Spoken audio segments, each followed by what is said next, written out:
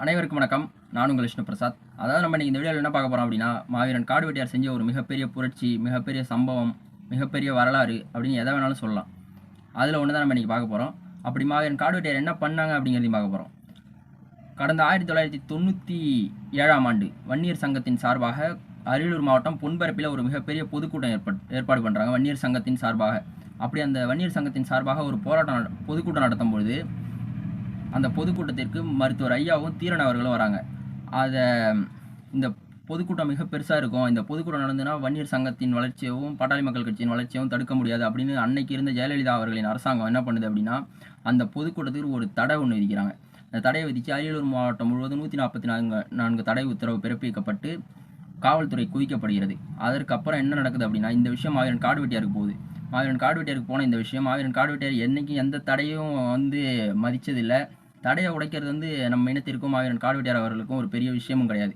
அப்படி இருக்கும்பொழுது மாவீரன் காடுவெட்டியாருக்கு போன இந்த விஷயம் உடனே மாவீரன் காடுவெட்டியார் கிளம்பி மருத்துவர் ஐயாவை சந்தித்து இந்த பொதுக்கூட்டம் நம்ம கணக்கு போட்டபடி நிச்சயம் நன்றாக நடக்கும், நீங்கள் கண்டிப்பாக வரணும் அப்படின்னு சொல்லிட்டு உடனே அரியலூர் மாவட்டத்தில் இருக்க அனைத்து கிராமத்துக்கும் போயிட்டு வன்னிய இளைஞர்களையும் வன்னிய மக்களையும் ஒன்று திரட்டி எந்த ஒரு சலசலப்புக்கும் நம்ம அஞ்சக்கூடாது, நம்ம இனம் போர் குணம் மிக்க உடைய இனம், போர் குணமும் போராட்டமும் நம்ம வாழ்க்கையில் என்றைக்கும் இருக்கணும், இருந்தால் தான் நம்ம ஜெயிக்க முடியும், நம்மளோட இடஒதுக்கீடு மற்ற எல்லா விஷயமுமே நம்ம போராடினா தான் நமக்கு கிடைக்கும்.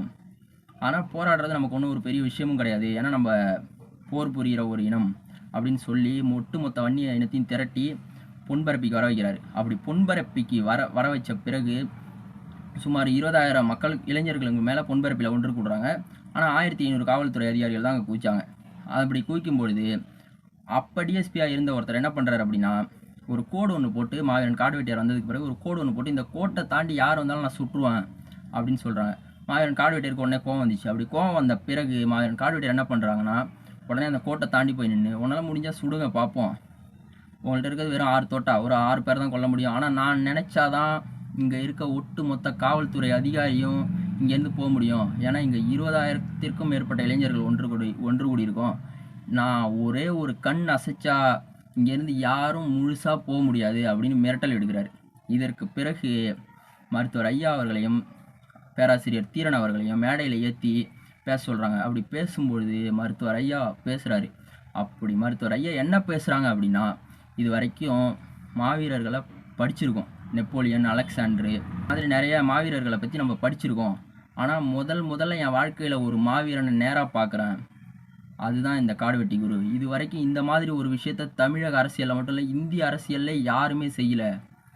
காவல்துறை அதிகாரியை மிரட்டி தான் போட்ட கணக்கை நடத்தணும்னு நினச்ச மாநாட்டை ஒட்டுமொத்த அரசாங்கத்தையும் பகைச்சிக்கிட்டு நடத்துகிற ஒரு குணமும் ஒரு வீரமும் ஒரு போராட்ட குணமும் உள்ள மனிதனை பார்த்ததே கிடையாது. அதனால் இதுக்கு மேலே காடுவெட்டி குருவை எல்லாரும் மாவீரன் காடுவெட்டி குரு அப்படின்னு தான் அழைக்கணும்னு சொல்கிறாங்க. அன்னையிலேருந்து இன்னை வரைக்கும் வன்னியர்களின் மாவீரனாகவும் தமிழகத்தின் மிகப்பெரிய மாவீரனாகவும் தமிழகத்தில் ஒரே ஒரு மாவீரன், அது மாவீரன் காடுவெட்டியார் மட்டுமே.